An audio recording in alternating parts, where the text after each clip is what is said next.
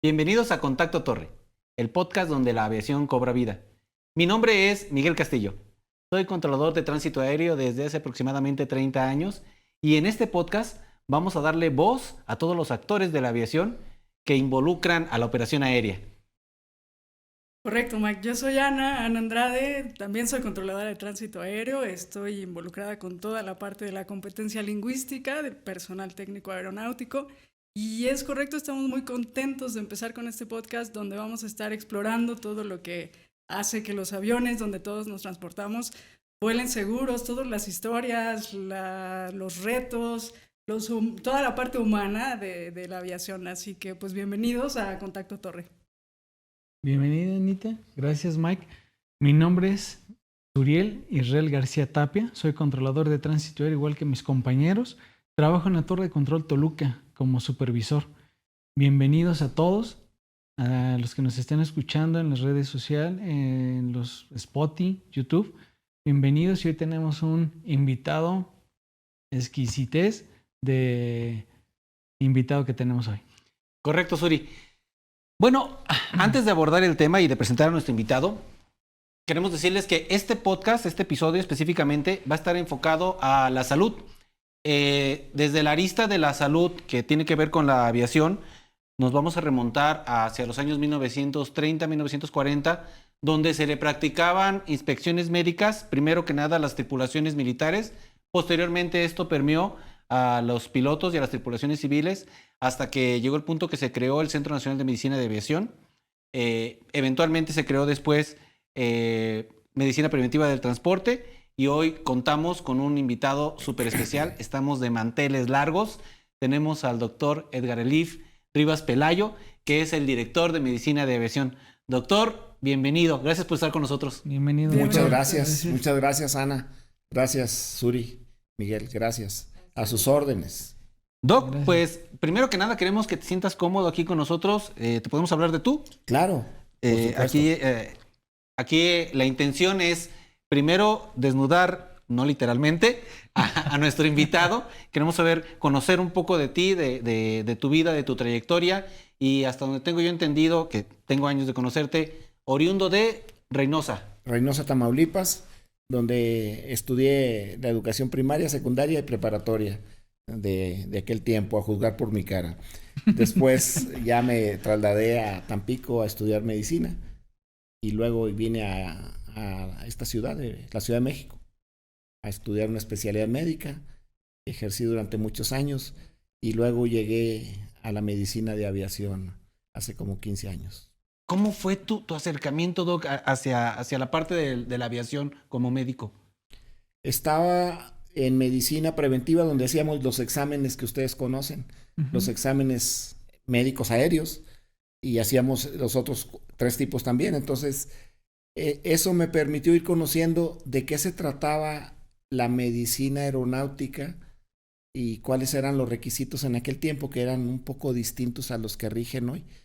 Y después me nombran director del centro que haces alusión, el Centro de Medicina de Aviación, allá en el aeropuerto de Benito Juárez.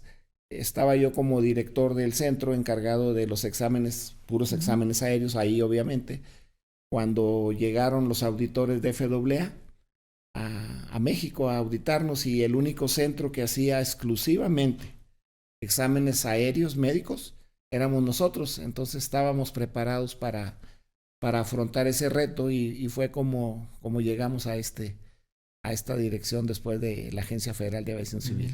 Qué interesante, doctor. Y una pregunta ahí a raíz de eso, porque surge la duda aquí. Entonces, ¿cómo es que han cambiado, ya que estamos en esta exploración de la historia, cómo han ido cambiando esos exámenes, los estándares es que han cambiado? Tenemos la impresión de que a lo mejor ahorita son más estrictos, las mediciones, etcétera. ¿Es así? Sí, es así. Realmente los exámenes antes, los que hacíamos, eran iguales para los 4 tipos de transporte, la verdad. Y cuando llegamos al CEDMA, que es el Centro Nacional de Medicina de Aviación, ahí nomás hacíamos aéreos y entendimos que los requisitos de fisiología aérea cuando la tripulación sube a más de 20,000 pies, cambian muchas cosas fisiológicamente hablando. Y nos metimos a ese mundo al mundo de la medicina aeronáutica y tuvimos que empezar a aprender cosas nuevas para aplicarlas, es decir, el anexo 1 del convenio de Chicago, donde está reglamentada toda la medicina aeronáutica y cuáles deben ser los parámetros de todos los países que aceptaron ser estados miembros de la OASI. Es muy interesante. Ahí, fíjense, para todos las personas que nos ven, la OASI, a lo mejor para los que no saben, es la Organización de Aviación Civil Internacional. Y tenemos ahí, surge una duda. Tengo entendido que son por categorías, para que lo puedan entender las personas que nos están escuchando. Son 3 categorías, doctor, que es la 1 para comerciales, pilotos comerciales, 2 para pilotos privados. Y 3 tiene ahí una subdivisión. ¿Nos podrías hablar de esa subdivisión que sería sí, la clase 3? Sí, la clase 3 es una clase donde los involucra a ustedes, por cierto, al personal de tierra, donde decimos personal de tierra y englobamos mecánicos, eléctricos, laministeros, oficial de operaciones, sobrecargos y sobre todo el CTA, que sí tiene actividades bastante importantes, no que no sean las demás. Pero ustedes son porque ustedes y el piloto tienen que comunicarse para que las cosas salgan bien. Entonces es tan importante esa función también, que es un binomio lo que ustedes hacen. Entonces la clase 3, esa clase de personal de tierra, con la excepción de la sobrecargo, tiene que ver con las vigencias más amplias, si son menores de 40 años y después cada año si son ya mayores de 40. Sí, no me apliques esa llave. Yo ya tengo que hacer examen médico cada año. Yo también. Sí, ya. Yo también. Ya sé lo que, ya sé lo que implica. Pero es bien importante porque la gente nos ha preguntado, bueno, a ver, pero ¿por qué después de los 40, por qué le cambias la vigencia? Si era cada 3 años, ¿por qué cada año? La estadística mundial de medicina de aviación y de la salud en general de la OMS sabe cómo se comporta la salud y qué padecimientos empiezan a ser más comunes después de los 40. A eso se debe a que los tengamos que cuidar. Más. No parece, pero lo estamos cuidando y es cada año, porque tienen más posibilidades de que aparezca algo que dejándolos de cada 3 años permanentemente. ¿Y algo como qué? ¿Cuáles son esos padecimientos? Lo que ya sabemos es que empieza la hipertensión, la diabetes, el sobrepeso y todas esas enfermedades metabólicas son más frecuentes después de los 40 que antes de los 40. Claro. ¿Qué hemos visto?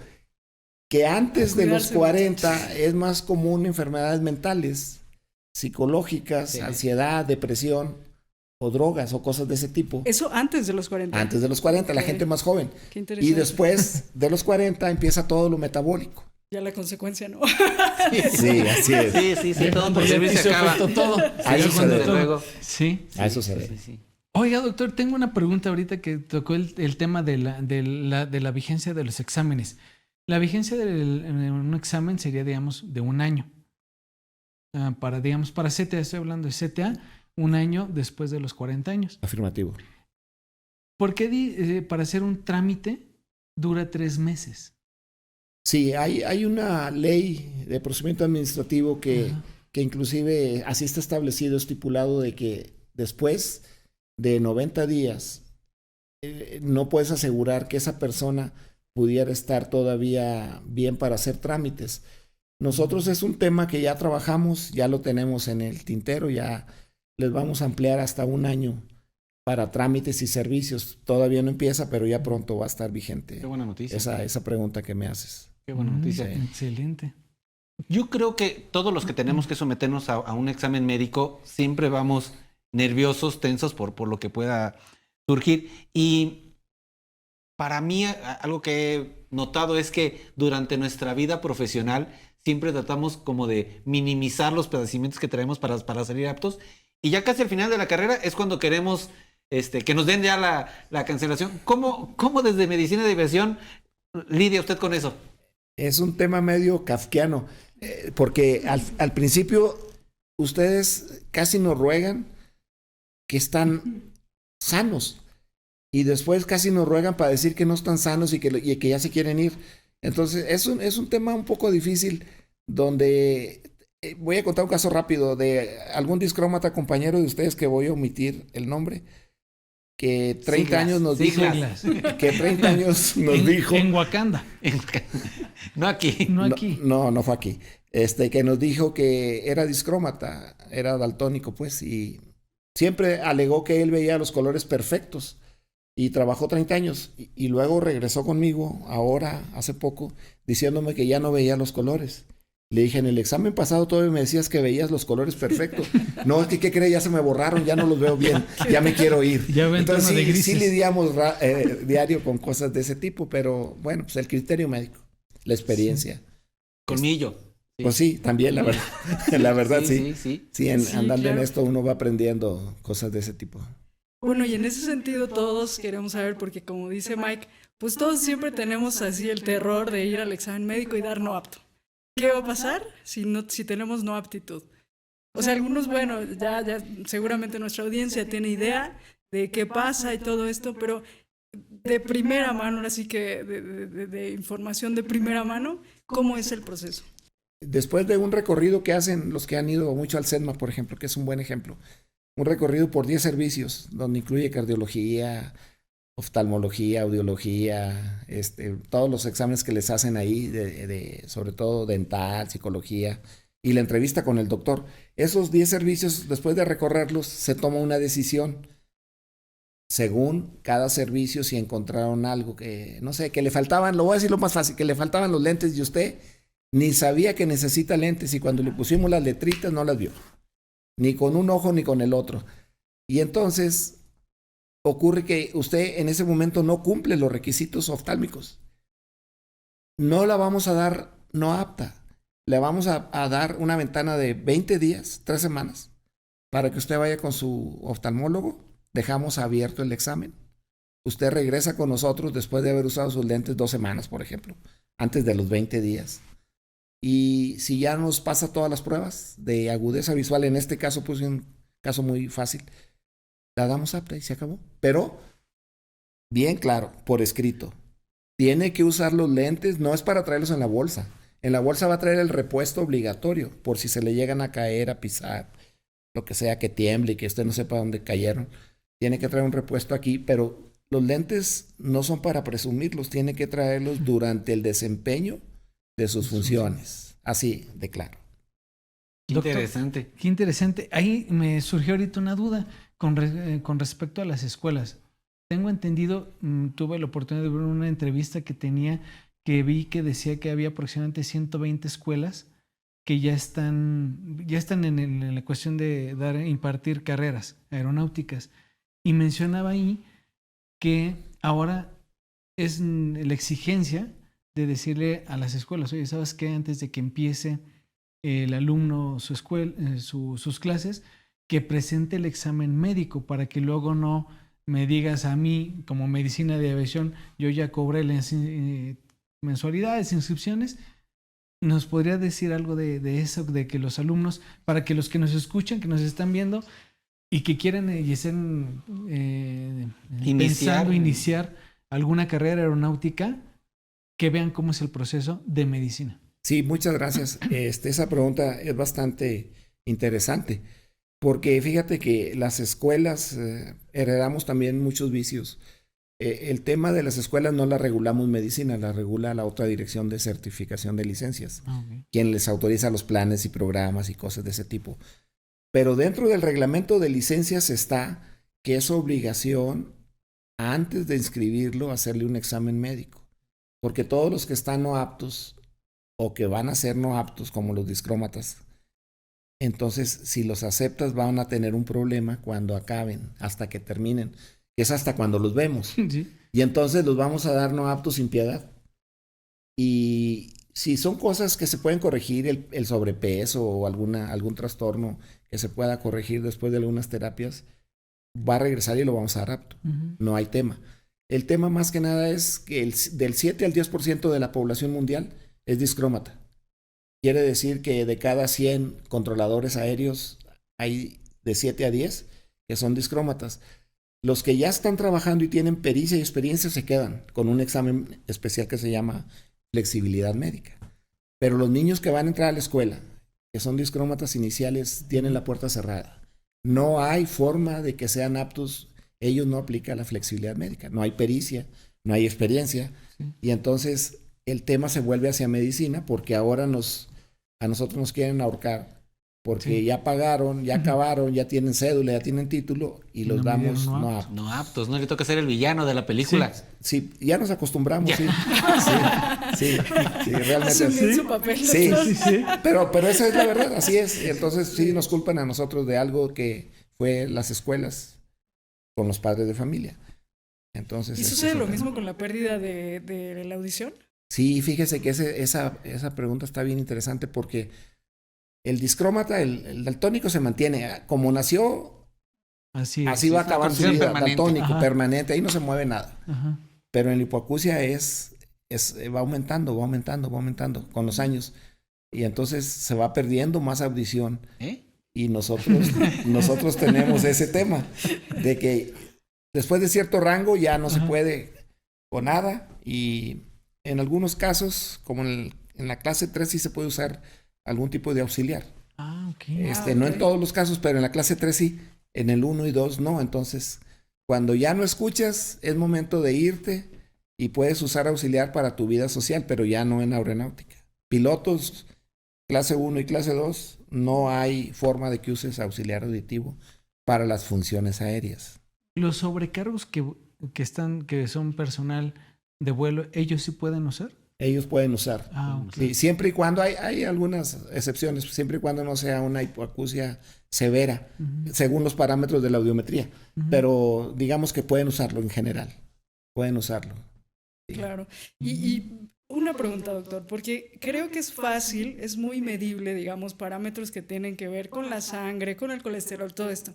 Pero ¿cómo hacen pues sí, la decisión entre la parte psicológica, en decir, esta persona tiene depresión y da un no apto, o esta persona tal? ¿Cómo es esa medición? Fíjese que cuando les toca en ese rondín que hacen por los servicios, cuando les toca pasar a psicología, es uno de los servicios que más se tarda en emitir una opinión porque te ponen un tipo de examen.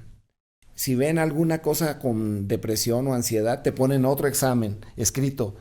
Y pasas a una entrevista con el psicólogo. Si el psicólogo encuentra cosas que no le gustan, te manda con el psiquiatra para buscarle más. Y si encuentran rasgos de alguna cosa que puede representar un riesgo para la visión, te vamos a dar no apto y te vamos a mandar a terapia. Pero qué complicado porque genuinamente yo creo la gran mayoría de nosotros procuramos salir excelentes en nuestro examen médico. Entonces, muchas de las preguntas que vienen en esa parte psicológica, yo creo que mucha gente, me atrevo a pensarlo así, no la contesta con toda honestidad, ¿no? O sea, no sé, hay preguntas que son como muy obvias. Muy obvias, muy íntimas. Entonces, todos, no, esto no, claro que no, nunca. Pero no te quiero alertar, pero luego en la entrevista caes. Ajá, exacto. A eso quería llegar. ¿Cómo ya tienen esa pericia, esa habilidad de decir. Ya pusieron atención todos. De cuando estás mintiendo, que no concuerda lo que acá pusiste con lo que te están preguntando. Como quiera se nos van algunos casos, ¿verdad? No es tan sencillo. Pero la gente empieza a tomar mucha experiencia porque todos los días está viendo pilotos, sobrecargos, controladores, mecánicos. Vas tomando experiencia y colmillo. Y si tienes dudas, lo vas a mandar a hacer exámenes de algún tipo o lo mandas con un psiquiatra. Y entonces empieza a salir cosas ahí que se nos pudieran pasar. Que se pudieran pasar. Sí, porque la gente maneja bien. Esa fase de mentir se les da muy bien. Ya nos conocen. Sí, ya. Y justo ahondando en ese tema, la salud mental, ¿qué tan relevante es ahorita en medicina de aviación atender la salud mental de quienes trabajamos en la industria? Fíjate que está dentro de las primeras 5 causas de no aptitud, están todos los problemas psicológicos y algunos psiquiátricos menos. Y mucho, la epidemia de la ansiedad y el estrés y la depresión. Con mucha frecuencia encontramos rasgos de depresión y de ansiedad o muchos parecido a eso. Y tenemos como cierto temor fundado de que darle una responsabilidad a alguien que está pensando en matarse o en ir a estrellar un avión, como nos lo han dicho, pues no es cosa fácil darle el apto solo porque te cae bien. ¿Y qué sucedería con el médico? Que, o sea, ¿hay alguna consecuencia o alguna cosa así? Porque me surge la duda. Si un médico da, es decir, le da la aptitud a alguien que después comete alguna cosa pues, fuera de las funciones. Esa es la espada de Damocles que tenemos siempre sobre nuestro cuello. Cuando hay un accidente, ¿sabe lo que decimos en medicina? ¿Quién lo dio apto? Ese es el tema. ¿Sí? ¿Quién lo dio apto? Pues, digo, tienes una salida porque cuando tú lo viste no estaba así, pero siempre hay una responsabilidad muy grande que precisamente cuando la gente dice, ayúdeme, écheme la mano, mire que yo mantengo una familia y usted me va a dejar sin trabajo, por favor. Y si se cae el avión o usted hace que choque los aviones, que se junten de más, el que la dio apto es el del problema. Así de fácil. Ese es el de la responsabilidad jurídica. Sí, totalmente, sí. Y aparte también las demandas cuando quedan ustedes inconformes con los dictámenes que nos demandan. El que lo dio no apto tiene que demostrar por qué lo dio no apto.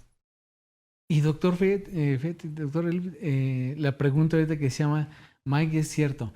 Cuando tenemos, yo, el ejemplo, podría tener mis triglicéridos altos y me preparo con mi forma de alimentarme, mi agua, toda esa parte, ¿no? Pero decían ahorita, es cierto, ¿qué pasa cuando lo vivimos? La gente que son controladores, pilotos y todo eso, tenemos la pérdida de algún ser querido. Ahí, ¿cómo podríamos llegar? Tenemos el evento y tenemos en una semana el examen médico. Vamos a tener, yo creo que sí, una afectación, no sé, tristeza, depresión. ¿Ustedes toman en cuenta esa parte y decir, bueno, tuvo una pérdida? ¿Y como que cambia el parámetro o es igual siempre? Te voy a contestar muy desalmadamente. Si tienes un problema de esos, yo te pregunto, ¿deberías de estar trabajando si te sientes muy mal? No. No deberías de estar trabajando. Entonces el tema es ese, el tema es que no es que seamos insensibles, porque también a nosotros nos pasan cosas de ese tipo, no nomás a ustedes. El tema es que si no estás en las mejores condiciones para desarrollarte, deberías de ser bien honesto y decir, oiga, pues me saco una licencia o algo. Pero nos dejan la responsabilidad a nosotros y aparte la carga de decir, es que usted me dio no apto. Pero tu pregunta es muy buena porque cuando me dicen, es que voy a ir a un examen y me empiezo a cuidar y empiezo a ver los parámetros, y es decir, llegar en las mejores condiciones. Y yo les pregunto, ¿y por qué no hacen eso un hábito de vida si ya están en eso? Para mantener la aptitud y la salud. Yo creo que voy a meter ahí mi cuchara, pero siempre creo que nos pasa, y yo creo que todos los pilotos, mecánicos y todo eso, llega diciembre, ¿qué? No, pues el pavito y todo eso, es bien difícil. El Guadalupe doctor. Reyes. Sí, un pambazo así delicioso, pues no, pues es bien difícil, sí. Tratamos de hacerlo, estamos delgaditos, pero sí. Menos en sí, diciembre. Menos en diciembre. Pero sí, también se percatan de eso. Digo, es como una situación muy común que nosotros lo vivimos, que ya viene el examen médico y es cuando comienza uno a regularse y a tratar de nivelar todos esos parámetros para llegar bien, pero pasando el examen médico es como se tira al piso de nuevo uno, ¿no? Le entran unas carnitas. ¿Se evidencia eso? Sí, cómo no. ¿Sí? Yo ponía un ejemplo que ahora es más difícil que lo pueda decir porque puedo sonar misógino y no está bien. Pero yo le digo que parece como las novias cuando se iban a casar. Se cuidan para la boda, pero ya pasando ya es otra cosa, ¿no? Sí. Entonces era un buen ejemplo que parece que ya está fuera de lugar. Sí, decir lugar, eso. ¿Sí? Oiga, doctor, y un poco cambiando el tema, pero los estándares a los que examen médico aquí en México o los exámenes médicos, ¿sería lo mismo si yo me hago el examen en España, en Inglaterra? Es decir, ¿son los mismos estándares? No que tenga la misma validez, porque imagino que no, por cuestiones jurídicas, pero los estándares, las mediciones, ¿eso son iguales? Sí, es que fíjese que muy buena pregunta porque todos los países que aceptan estar en la Organización Mundial de Aviación Civil, la OASI, aceptan las reglas comunes. Y dentro de cada anexo, que a nosotros nos rige el uno, como les decía anteriormente, el anexo se compone básicamente de dos cosas. De las normas que son prescriptivas, para no decir obligatorias, y de los métodos recomendados que te recomiendan a un país que yo te recomiendo que hagas esto, yo te recomiendo eso lo puedes hacer o no. Si no lo haces, le tienes que informar por qué no puedes hacer el método recomendado. Las normas son obligatorias, ellos le ponen prescriptivas. Es decir, todos los países aceptamos las normas prescriptivas en cuanto a diabetes, hipertensión, cardiología, neurología, Y algunos pequeños cambios son en los métodos recomendados. Que pudieras tú ser más estricto o no tan estricto. Ustedes generalmente hacen alusión a eso y es cierto, como que México es un poco más estricto en algunos padecimientos que otros. Hay países que a los discrómatas los dejan pasar y los dejan pasar y se ha demostrado que pudieran funcionar bien porque no se ha demostrado que, por ejemplo, con el daltonismo hayas ocasionado... Ha habido accidentes de daltónicos, pero no por el daltonismo. Entonces empieza uno a tratar de encontrar el justo medio y nosotros acabamos de hacer unas flexibilidades para esos padecimientos. Para, por ejemplo, en el grupo 3, en la clase 3, no grupo, en la clase 3 de ustedes, ya nosotros estamos aceptando mecánicos de primera vez, sobrecargos, daltónicos, discrómatas, pues. Estamos ajustándonos al mundo, pero poco a poco con cierta responsabilidad también. Pero si me preguntas si son más estrictos que hace 5 años, sí lo son, porque antes no teníamos, allá donde estábamos, no teníamos estos criterios de OASI. Era medicina preventiva en el transporte y no estaba ligada a OASI. En esta que creamos nosotros en AFAC, esta dirección nueva. ¿Eso tiene algo que ver, perdón que lo interrumpa, con lo de los terceros autorizados? Esa es la reciente... No, ellos seguían las reglas que le ponía medicina preventiva y ellos pues hacían el trabajo como eran las reglas de medicina preventiva sin vigilancia. Nosotros tenemos 15 terceros, que aprovecho para decir esto, autorizados en el país y nosotros los estamos vigilando permanentemente. Para empezar, son médicos especialistas, ya no pueden ser médicos generales. Quien hace los exámenes aéreos son internistas, sobre todo, neurólogos, cardiólogos, más que nada, pero más internistas, para comprender todas las enfermedades. Entonces sí cambió. Si es más estricto, pues sí, más estricto, pero es lo que debe ser, ¿verdad? Es el deber ser. Justamente, ahorita que mencionas eso, Doc, si algún médico en nuestra audiencia, el acercamiento con la aviación, ¿qué tendría que hacer? ¿Qué camino tendría que recorrer para llegar a ser un médico especialista en medicina de aviación? En México como país no hay medicina de aviación en el mundo civil, solo lo tiene la Sedena.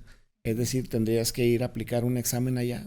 Una vez que acabas la medicina general y que haces un examen y que pasas a una especialidad, podrías ir a buscar allá con ellos, hacer la especialidad de 3 años de medicina aeronáutica. Pero solo hay cabida, creo que para 2 o 3 alumnos en este momento por año. Por año. Por año, no hay mucho. Porque ahí son para ellos, para el mundo militar. Las universidades, por citar la UNAM o el Poli, no tienen actualmente la carrera de medicina aeronáutica. Hay diplomados, hay cursos, hay muchas cosas de esas, pero la carrera como especialidad en el mundo civil en México no hay. ¿Y en ese sentido no hay una carencia de personal? No, fíjese que no hay, es que tampoco hay mucho mercado. Usted puede ver cuántas líneas aéreas tenemos, 3, que pueden contratarlos, no sé cuántas cargueras hay, a lo mejor hay 10 o por ahí. Que pudieran contratar, que necesiten médicos de medicina, solo nosotros. En la dirección necesitamos médicos, pero pues Sedena los tiene y son de ellos. Alguno que otro. Tenemos 2 ahorita, por ejemplo, civiles que están con nosotros ahí en el SEDMA, recién egresados este año apenas de medicina aeronáutica. Qué interesante. Sí. ¿Y eso aplicaría lo mismo para un psicólogo que también quiera especializarse en...? Se especializan. Los psicólogos entran como psicólogos, pero casi todos los psicólogos que usted conoce en el SEDMA, que ustedes han visto por años, ustedes las conocen bien. Sí.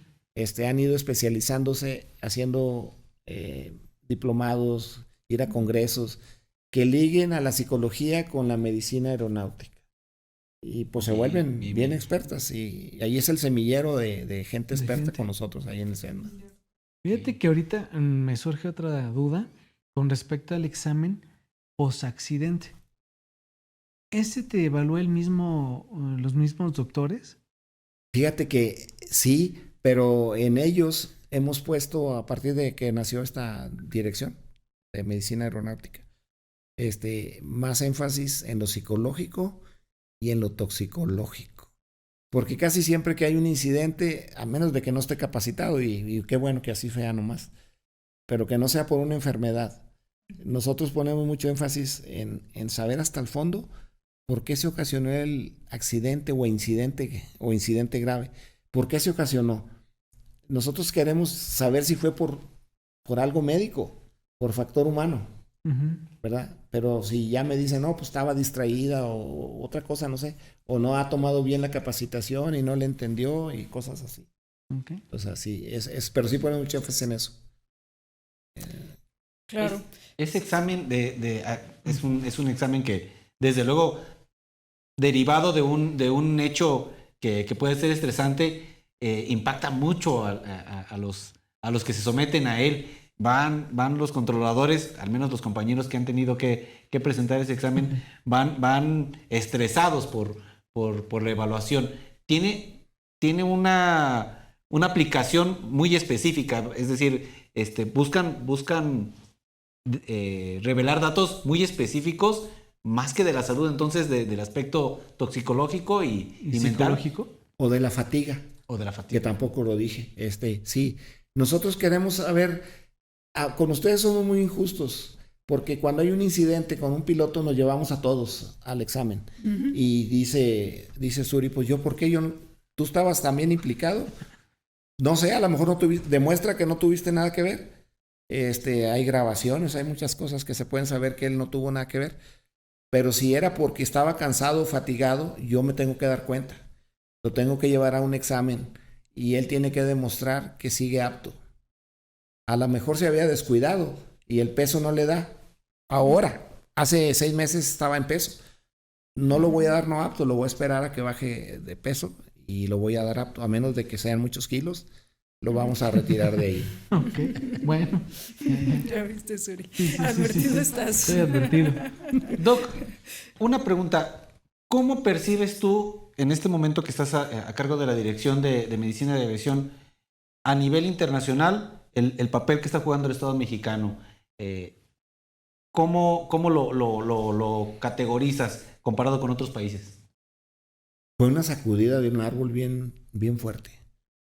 Si México es un árbol, la sacudida estuvo bien fuerte, más que un temblor, porque había cosas abandonadas que todos sabemos, de muchos años que dejamos de hacer todos. Todos es todos, ustedes, nosotros y todos, AFAC y todos. Sí. Dejamos de hacer cosas porque no había vigilancia internacional. Había 10 años atrás, vinieron a ver 2, 3 cosas y a todos les dijimos que lo íbamos a hacer y no hicimos nada como país. Pero esta vez fue una sacudida enorme porque vinieron por los 19 anexos. Y cada anexo hay que cumplir muchas cosas. Por ejemplo, nosotros, me da mucho gusto decirlo, la verdad, fuimos de los más altamente calificados la nueva dirección, pues porque traíamos todo nuevo. Acabamos de hacer manuales, procedimientos, procesos, circulares obligatorias. Traíamos todo en orden porque acabábamos de nacer. De modo que nosotros fuimos de los más altamente calificados, pero porque no teníamos historial para atrás, estábamos naciendo. Pero las direcciones que llevaban 40 años o más, con cosas, ya todavía traían DGAC en sus cosas así, la verdad. ¿Sí? Entonces eso pues fue una sacudida y nos obligó como país a ponernos en orden y a mantener. Pero es que eso es lo mismo que en el examen. No importa que ahorita pases, es si los puedes mantener, esos parámetros como país. Porque vamos con ustedes y les pedimos esto y esto y esto y esto. Y si se ponen bien abusados, lo cumplen. Pero manténlo. Sí. Y mantenerlo es bien difícil. Entonces ese es el tema que estamos, pero vemos que el país va bien. En ese tema nos vamos bien. Estamos tratando de que todas las cosas caminen y mantengamos la calificación. Ya la tuvimos, manténla. Ese es el tema.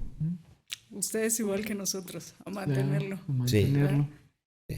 Pues yo espero que después de esta plática tan amena y tan enriquecedora contigo, Doc, nuestra audiencia y sobre todo los que están inmersos en el mundo de la aviación le dejen de tener un poquito de recelo a medicina de aviación, que no lo vean como son amigos. Como el villano. Son amigos, son buena Son onda. amigos, son buena onda. Son cercanos, son personas. Sí. Creo que sería importante también saber, aparte de que nos evalúan, si emiten recomendaciones. Obvio que cada que hacemos un examen médico ahí viene, tiene tal y tal y tal parámetro poco elevado, modere esto, ¿no? Pero hay como alguna campaña que sea como para... Sí, y aparte en el examen que tú estás haciendo alusión, emitimos el examen, aunque estés apto, te decimos, oye, te recomiendo que vayas con el cardiólogo, te recomiendo que vayas con el nutriólogo, es decir, recomendaciones. En los no aptos, pues peor, porque están obligados a ir, quieras o no, si quieren la aptitud. Esas recomendaciones ya son como obligatorias, porque pues si no las llevas no te voy a dar apto nunca. Pero sí emitimos recomendaciones. Y luego, a las empresas, incluidos ENEAM, tienen que hacer el programa de promoción a la salud, que no lo veo completo porque nos llevan pedazos que no son, y necesitan tener un servicio médico completo, que incluya nutriólogos, psicólogos y médicos. ¿Para qué? Pues no me lo mandes hipertenso. O ¿para qué me lo mandas diabético? Pues lo voy a dar no apto. Pues, o sea, ¿para qué me pides después perdón? Pues no me lo mandes así. Porque no tenemos piedad de la gente que no tiene las condiciones. La verdad. ¿Cuáles son los padecimientos más comunes que ves en los controladores? Nosotros que somos controladores. Ya ven que ustedes tienen un trabajo ingrato porque es de mucha responsabilidad, pero con mucho sedentarismo. Y entonces, pues también sabemos que ustedes pues, no pueden, se pueden parar ahí un rato y eso, pero tienes que estar ahí mismo, no hay mucha movilidad en general. ¿Cuántas horas? Pues quién sabe, y luego se quedan tiempo extra. Entonces, ¿cuántas horas se quedan con muy poca quema de calorías? Es obvio que se van a ir acumulando. Entonces tenemos el sobrepeso y la obesidad, los problemas de diabetes, de hipertensión y sobre todo de ansiedad y depresión son los más comunes. ¿Y en los pilotos? Igual, ¿también? Igual, sí. Mucha ansiedad y depresión, pero cuando es ahí en los pilotos sí nos da miedo la depresión y cosas. Sí. Porque usted se sube al avión creyendo que el piloto va a todo dar, ¿verdad? Y es nuestra responsabilidad pensar en la gente que se sube, no en el que lo lleva. Porque si así fuera, pues todos sacan los derechos humanos como argumento para que lo demos apto. Y no se puede así. No, hombre, qué bárbaro. Súper interesante esta plática. Gracias. De verdad, muy, muy, muy enriquecedora. Te agradecemos mucho, Doc. Vamos a pasar ahora a un segmento que vamos a tener aquí continuamente en el podcast. Nos acompañas y al final queremos escuchar tus comentarios al respecto, ¿te parece? Sí, con mucho gusto. Muchísimas gracias, doctor, por habernos acompañado. Gracias a ustedes. Muchas gracias, doctor. Gracias, Soli. Siempre vas a ser bienvenido. Y muchas gracias. Te esperamos en el siguiente. Y con mucho gusto venimos. Se nos quedaron muchas preguntas sobre la mesa. Siempre la puerta está abierta para que nos visite de nuevo, doctor. Con mucho gusto. Muchas gracias. Sí, sin libreto, así lo que me quieran preguntar. Perfecto. Perfecto. Sí. Te recomiendo que tengas cuidado porque este tipo es muy confianzudo, ¿eh? Bueno, de repente... Ok. Sí. Estoy casado, sí. Bueno. Los dos, entonces somos los cuatro felices. Doctor. Bueno. Muchas gracias. Muy bien, muchas gracias. Y continuamos ahora con nuestro segmento La Caja Naranja. Para nuestra audiencia que no está tan involucrada al medio aeronáutico, ¿han escuchado cuando después de un evento catastrófico, cuando hay un accidente de avión, las autoridades buscan la caja negra? Bueno, en realidad, esta no es una caja negra. Es un dispositivo que es de color naranja y es justamente de ese color para que pueda ser ubicado rápidamente y es un dispositivo que nos ayuda a recopilar todos los datos del vuelo y lo que nos va a permitir eventualmente saber las causas de ese accidente y poder tener la normativa o las correcciones que sean necesarias para impedir que esos accidentes vuelvan a suceder. En este segmento que hemos atinado a nombrarle la caja naranja, vamos a analizar algunos accidentes de la aviación y ver cuál ha sido su repercusión en la reglamentación y cómo nos ha permitido llegar a la mejora continua para evitar que vuelvan a suceder y seguir generando que la aviación sea el medio de transporte más seguro a nivel mundial. El incidente que vamos a analizar en este momento es el de rodeos, ¿no? Eso es correcto, Mike. Y bueno, este accidente, pues es célebre tristemente, porque es el accidente con más víctimas mortales en la historia de la aviación comercial. Ocurrió el 27 de marzo de 1977 en Tenerife, el que entonces era Aeropuerto de los Rodeos y ahora Tenerife. Bueno, aquella tarde lo que pasó fue que varios aviones estaban siendo desviados de su destino original, que era la Gran Canaria, porque cabe decir que Los Rodeos era un aeropuerto pues pequeño y que normalmente no recibía tanto tráfico como esa tarde. Era una tarde de domingo, además solamente había 2 controladores esa tarde en la torre. Correcto. Entonces, de alguna manera, justo como sucede con los accidentes de aviación, se conjuntaron muchos factores para que ocurriera este mortífero accidente, ¿no? Bueno, con más o menos detalles, lo que sucedió fue que 2 Boeing 740, para la audiencia que nos escucha, que no están tan familiarizados con aviación, el Boeing 747 es uno de los aviones comerciales más grandes, con más capacidad de pasajeros.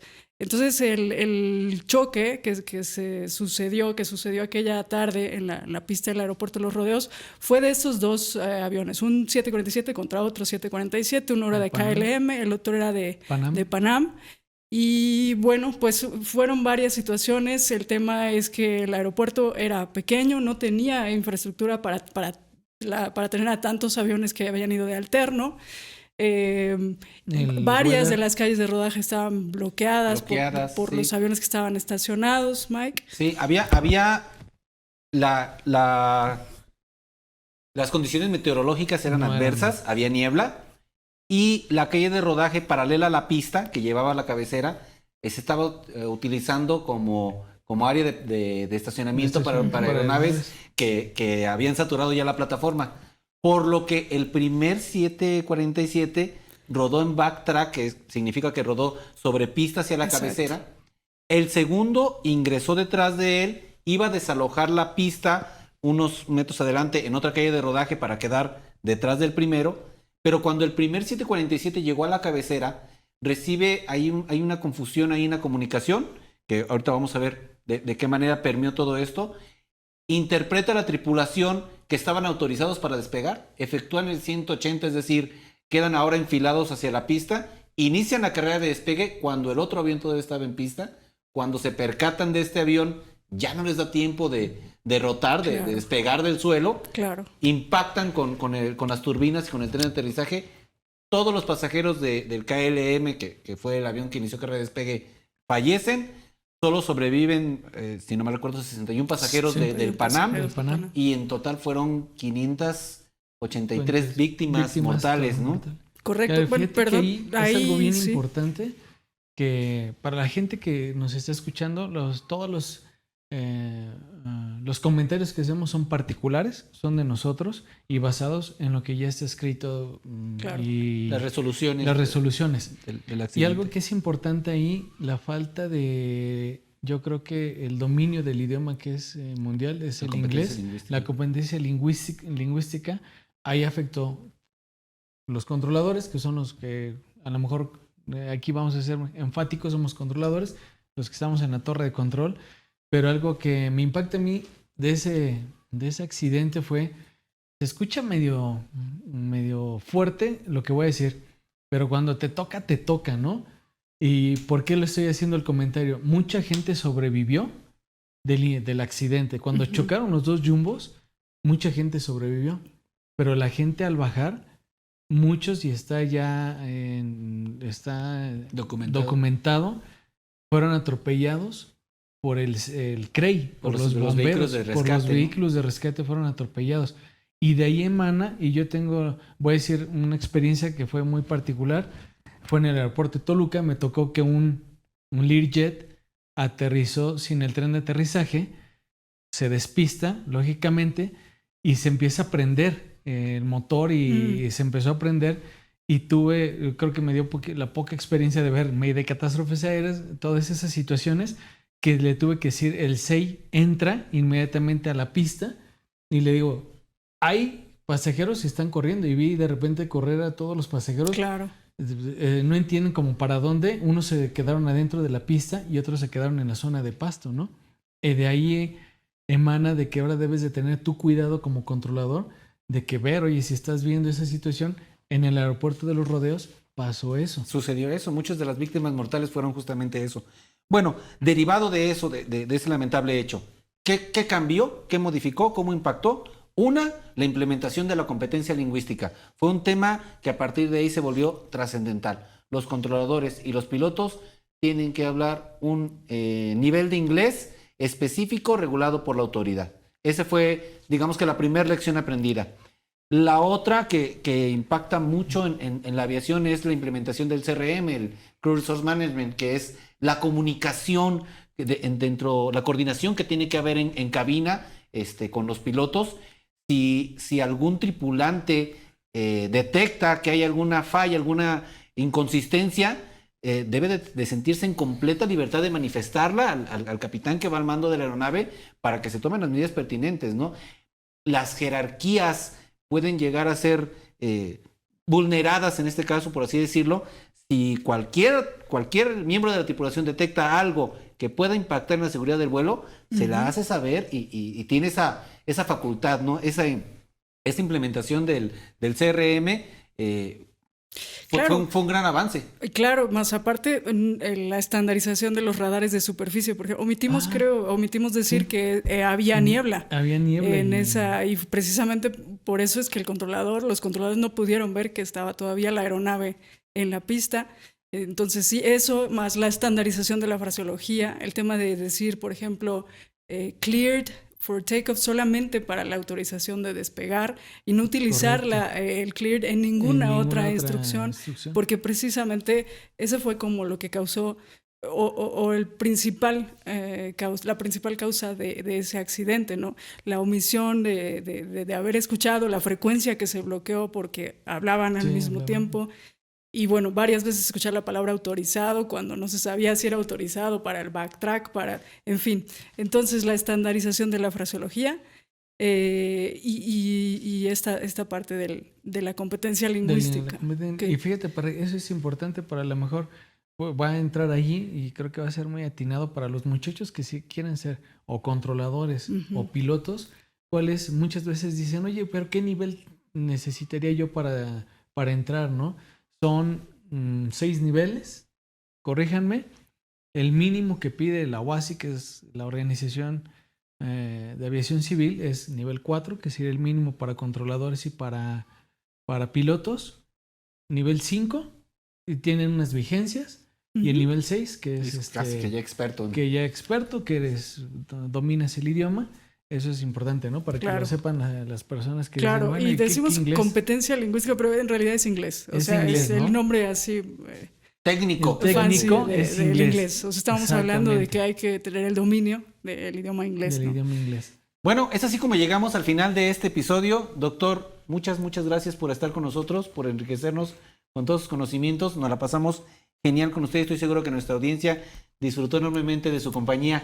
¿Tienes algún comentario final, algo que nos quieras decir antes de despedirnos?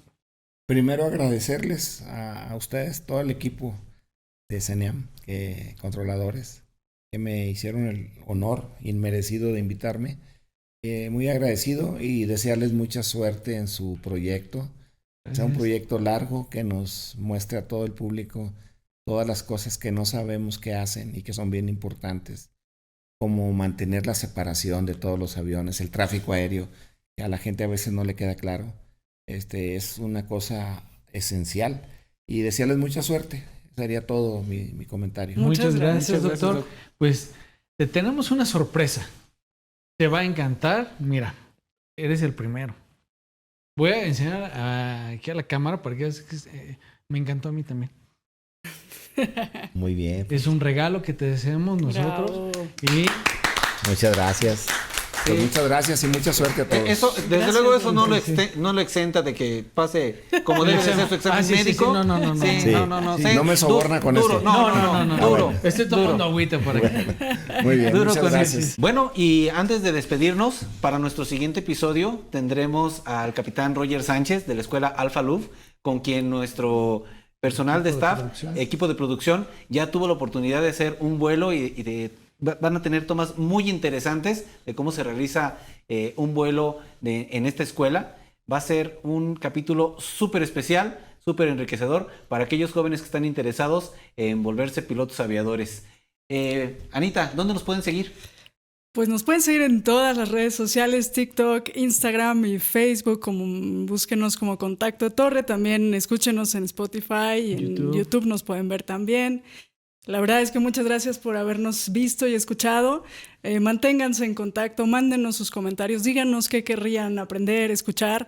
Vamos a estar súper atentos y vamos a seguir fortaleciendo a la comunidad aeronáutica, abrir este canal.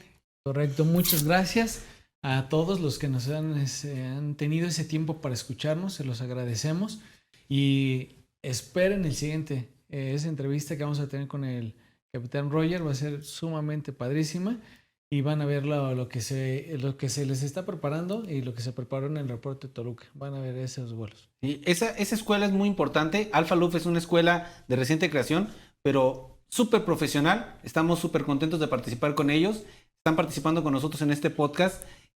Nos van a enriquecer bastante. Pues muchas sin más, gracias. muchas gracias. Y nos esperamos que nos sigan en la escuchamos siguiente. Para la próxima.